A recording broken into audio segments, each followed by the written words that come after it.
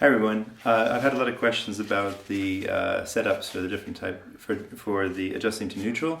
So I'm just going to show a little bit the differences between the setups on this little pool toy thing I have here. I just carved it up a little bit to kind of emulate a little bit about the way the joints are working and the differences between the different types of adjusting. So I'm just going to show you a little bit about differences between different types of adjusting in the same example. So one of the things that I'm always looking at is where there's more tension in what sort of quadrant of the joint. So we could have tension in the left anterior joint, which would be causing less or more resistance to right lateral flexion and also more resistance to right rotation.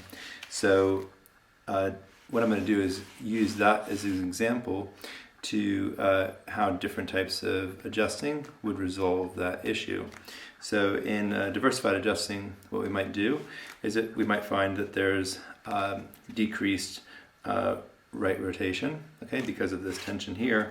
So what the person would typically do is bring the joint into flexion, okay, so the joint would be in flexion, maybe a little like this. So the joint would be in flexion, and then you would bend the joint to this side and then rotate the joint like this and take the joint and create a big rotation here.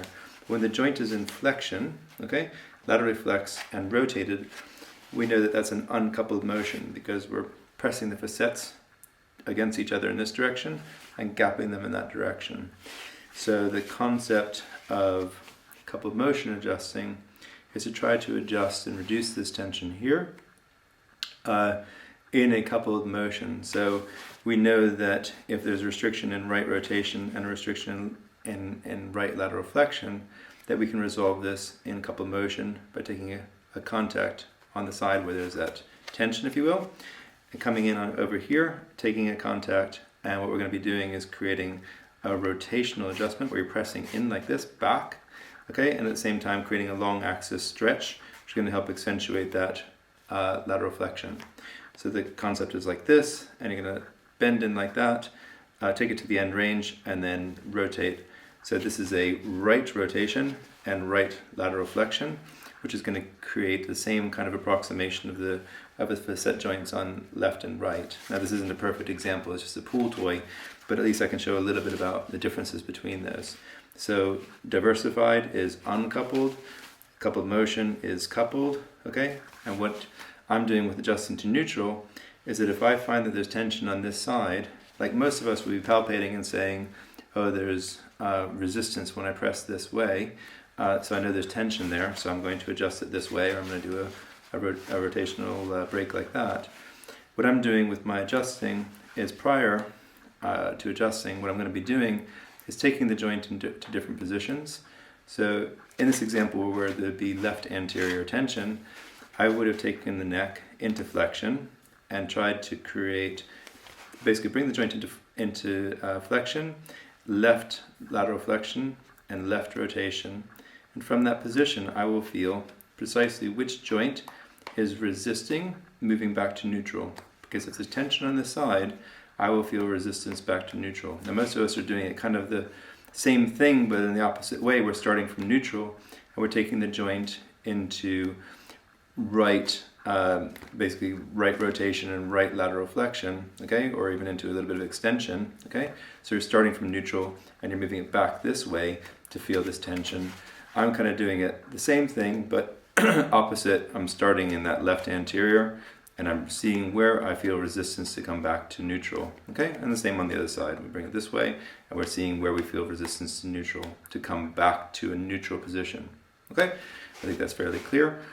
So the same adjustment, which would have been, as I explained before, with coupled motion or with diversified, adjusting to neutral, what we're going to do is if there's too much tension here, I'm going to find that there's resistance of this joint to come back to neutral. Okay, so rather than taking it past neutral and to the end range and then thrusting, we're just accepting that there's tension here. We're going to take this joint into left lateral flexion, okay, and left rotation. I'm going to hold the joint like this, okay? So this is where this tension is holding it. This tension is holding this joint left anterior, so it's holding it like this. So I'm letting the joint just go where there's the tension. I'm holding the joint like this, And then I'm coming in here, and we're going to take the joint, and we're going to be pressing and taking out that lateral flexion and rotation. So we're taking the rotation here, and mainly what we're doing is taking out the lateral flexion. So the rotational component doesn't really change during the adjustment. You do rotate in the setup, but in the adjustment what we're doing is just driving the joint with a vector straight back towards a neutral position. So it's taking it from here, boom, like this, and we stop at the neutral position. Okay? Again, it's very different, as you can see, from taking it to the end range. We're letting that tension take the joint all the way. We're letting that muscle, which is tight, be tight. And then I'm taking it from that point and adjusting it so that it's coming back to neutral. Once that joint is able to come back to neutral, then it will be able to do this much better as well. So we are resolving the same issue. We're resolving the same tension, okay, but in a different way. And the reason that I'm doing that is that what my feeling is that if we can adjust a joint, adjust and stretch a muscle, because really what we're doing is we're stretching these muscles. So if there's a muscle which I find which is too tight, I know that if I create a high velocity, low amplitude stretch, I will reset the gain of that muscle and allow that muscle to be at a new length. So it makes sense to me that if we take that from where it's tight and we adjust it and finish it at a neutral position, then that reset that we're going to be doing is going to keep that joint at a balanced position. If we're taking the joint past that point and we're really loading that muscle, but also stretching it at the same time, so we're stretching and loading that muscle, and then we're going to be doing an adjustment which is past that normal range of motion and creating a big stretch. Yes, we will be resetting the gain of that muscle, but where is it going to leave this muscle? Is it going to be leaving it longer than what it should be? How do we know it's going to be at that right length? Okay, this is the sort of theory behind this, is I'm trying to just figure out a way to get that joint to be at that right, a muscle to be at that right state of tone and the right length. So anyway, that's just a quick review of how that is working. I'm going to show this on some real humans, but it's very difficult to see what's happening. So I think with the pool toy, it's a little bit easier because I can show the contacts a little bit better. Otherwise, you just see lots of fingers and things, and the motion is so short and fast, you can't really tell what's happening.